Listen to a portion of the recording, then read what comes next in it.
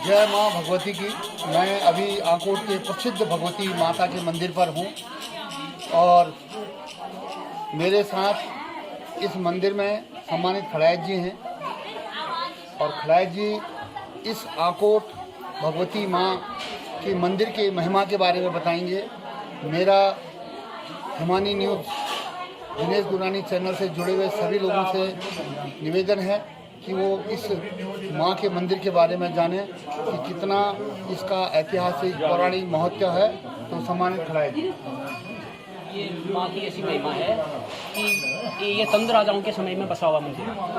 तो अल्मोड़े में कोई चंद राजा थे उस समय 13वीं या 14वीं शताब्दी के शायद। तो उस समय उनको स्वप्न हुआ बताते हैं ना।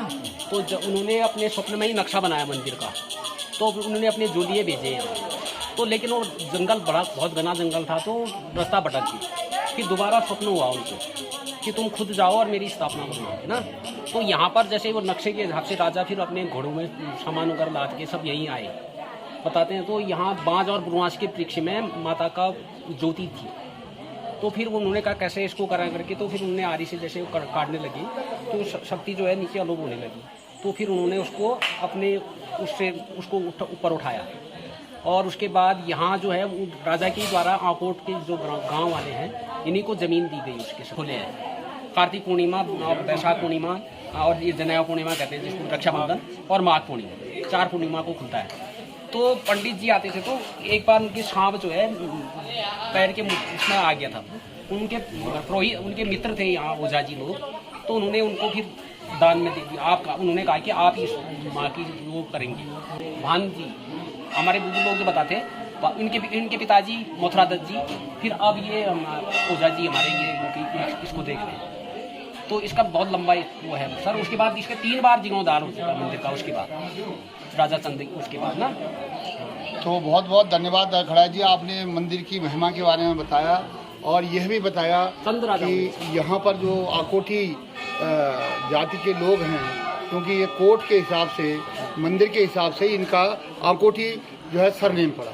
तो गाँव का और यहाँ के रहने वाले जो है आकोटी कलाओं के गाँव में। तो मैं इसी क्रम में हमारे जो मंदिर में आते हैं पंडित जी, ओझा जी, तो मैं ओझा जी से निवेदन करूँगा। ओझा जी आपका शुभ नाम क्या हुआ? भुवन चंद्र ओझा जी, आप यहाँ मंदिर में कब से आ रहे हैं और आपके दादाजी परदादाजी भी यहाँ पर आते होंगे, तो केवल इसका एक इतिहास बताने का। बचपन से ही उनके साथ, अपने पिताजी के साथ आया करता था और धीरे धीरे बड़े हुए, अपनी पढ़ाई के लिए इधर उधर भी गए, पढ़ाई भी करी, नौकरी भी करी। लेकिन ऐसा हुआ कि माँ स्वप्न में मेरे को रहने नहीं दिया कहीं। नहीं तो मैं हल्द्वानी, देहरादून सब जगह नौकरी भी किया हुआ था। तो वहाँ से मैं आया, मेरे साथ एक अनहोनी भी हुई यहाँ आके। तो अब माँ की कृपा से पता नहीं इस उम्र में अभी एक छोटा सा बच्चा भी हुआ है। मेरा लड़का 2-2.5 साल पहले वो कनार जाते हुए में गिर गया। मैं सेवा कर रहा हूँ मैया जी की, तो मैया की कृपा है। अच्छा, कोई ओझा जी कोई ऐसा चमत्कार बता सकते हैं जो हमारे चैनल से जुड़े हुए और लोग जानना चाहें?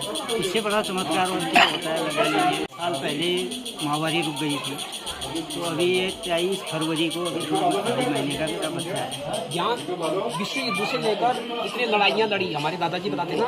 कोरोना एक काल आदमी जो है वो नहीं हुआ। कोरोना काल में देखिए एक भी व्यक्ति यहाँ का कोई प्रभावित नहीं हुआ, न किसी को थोड़ा सा भी इन्फेक्शन हुआ। तो और इससे बड़ा चमत्कार तो बहुत है जो मेरे साथ प्रत्यक्ष घटा हुआ है, मैं ये बताऊँ। ओझा जी आपने बहुत ज़बरदस्त चमत्कार बताया और ये बिल्कुल अनहोनी थी, और वही है ना, जो अनहोनी को होनी कर दे वही माँ है, उसी की कृपा है। और खड़ायत जी ने भी यहाँ बहुत जानकारी दी और हमारे ओझा जी ने भी बहुत बहुत जानकारी दी। मैं बहुत बहुत धन्यवाद देता हूँ आपको। माँ का आशीर्वाद आपके ऊपर रहे, सभी के ऊपर माँ का आशीर्वाद रहे। सर्वे भवन्तु सुखिनः, सर्वे सन्तु निरामया, सर्वे भद्राणि पश्यन्तु माँ कच्चित् दुख भावे। सब स्वस्थ रहें, प्रसन्न रहें और माँ की सेवा में लगे रहें। बहुत बहुत धन्यवाद। मेरे साथ बड़ी खुशी इस बात की है कि आकोट के मंदिर में मेरे बचपन के साथी और एक दूसरे साथी भी मेरे बचपन के यहाँ पर मिले। बड़ा अच्छा लगा मुझे। तो चंचल सिंह जी, हम फेसबुक से इनसे जुड़े थे, लेकिन आज ये हकीकत में दिख गए। तो चंचल सिंह जी इस मंदिर की महिमा के बारे में बताएंगे। ये है ना, अल्मोड़ा के चंद राजा को यहाँ सपना हुआ, रानी जी को जाओ वहाँ एक देवी स्थान है, ठीक है नहीं, वो है, वो उनके जो है गण आए। जी ये भी हमारे बचपन के साथी रहे हैं, दिल्लीहाट में पढ़ा लिखा इन्होंने। अब हालांकि अभी खडीमा में हैं, हमारे पिताजी ने इनको पढ़ाया। तो आप इस मंदिर के बारे में कुछ जानकारी बताएं। मंदिर के बारे में इन लोगों ने बताया दिया। और क्या होता है यहाँ आपकी शक्ति सबसे ज़्यादा मानी जाती है।